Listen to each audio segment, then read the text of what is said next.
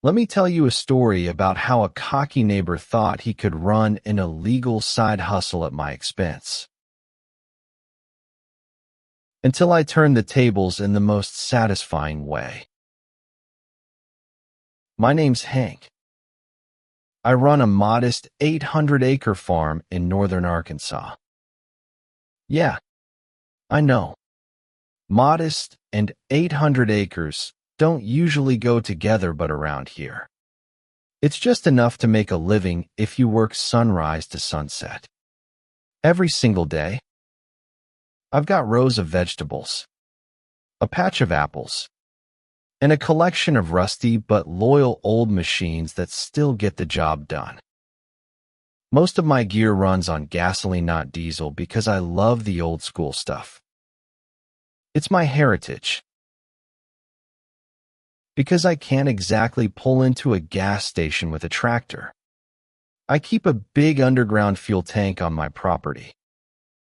Every few weeks, a tanker refills it, and I'm good to go. Never had a problem with it. That is, until this fall. Apple picking season brought in crowds. I let families come and pick their own, a tradition my late wife started. But right around then, I noticed something strange. My fuel tank was draining way too fast. I thought maybe one of my hoses was leaking, or the gauge was busted. But no, everything was intact. Yet somehow, I was blowing through hundreds of gallons. Then came the night that changed everything. It was around midnight. I'd just finished closing the barn when I heard a vehicle door slam outside. I looked out my bedroom window and saw a pickup parked beside the fuel tank, lights on, engine running. A guy, maybe mid-40s, shaggy beard, hops out and starts loading up red plastic canisters with my gas. Bold as daylight.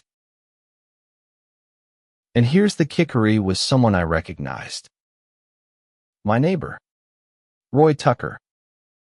We weren't exactly friends, but we'd shared beers during bonfire nights in the past. He owned a small mechanic shop on the edge of town, the kind that was always one bad Yelp review away from closing. Instead of busting out the shotgun or yelling, I grabbed a pen and wrote down everything: license plate, description, even the number of canisters. Then I slipped into my truck and followed him when he pulled out. Roy didn't head home. He made stops at 2 local gas stations and a bakery each time, unloading a canister and receiving cash. It hit me then. This wasn't just someone trying to get by, had turned this into a side business. Selling stolen fuel at a discount. I was his supplier. Without consent. The next day, I took a new approach. I visited those same businesses, posing as a fellow farmer looking for cheaper gas options.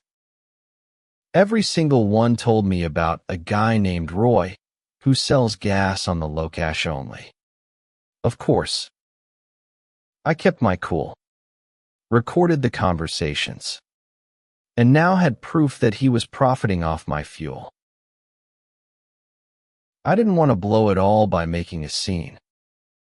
I called the sheriff's office and handed them everything.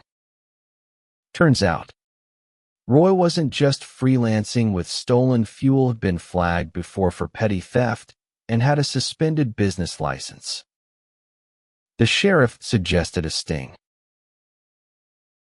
We waited. I had the tank refilled, then went about my work like usual.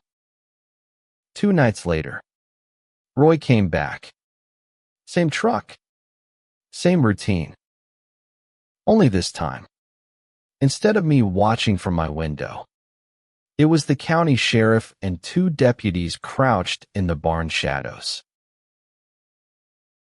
He got maybe 2 canisters in before they swarmed him. Roy froze like a deer in headlights. First thing out of his mouth, "I have permission." Hank said I could. Spoiler, Hank did not. They arrested him on the spot. At first, it was just theft. But once they tallied up the stolen fuel, almost $10. 000 word hit became grand theft. And here's the kicker. He actually tried to argue in court that he only owed me what he sold it for, around $6. 000. Said it wasn't fair, he had to pay back the full value. The judge didn't buy it. Neither did I. Roy ended up with 5 years in prison. No probation. No suspended sentence. Turns out this wasn't his first rodeo, had charges for breaking and entering, shoplifting, even siphoning gas from school buses. His criminal record read like a resume for Town Idiot of the Year. I got my $10. 000 back eventually. It covered the fuel and the extra costs I had to shoulder during the shortage. But more than that, I got peace of mind. No more watching the window at midnight. No more guessing where my gas went. And no more Roy. Funny enough, the local businesses weren't mad when they found out. A couple actually thanked me for stopping him before things escalated. One bakery owner joked that their muffins no longer came with a side of felony. Now, if there's one thing I've learned from all this, it's simple. Don't mess with the guy who grows your food. And if you're going to steal from someone, maybe don't do it from the farmer with too much time. A good pair of binoculars. And friends in law enforcement. So what do y'all think? Was I too harsh? Or did Roy get what he had coming? Let me know in the comments, especially if you've ever had a neighbor cross the line like this. Let's talk about HOA drama, community conflict, or just plain betrayal. I'd love to hear your take.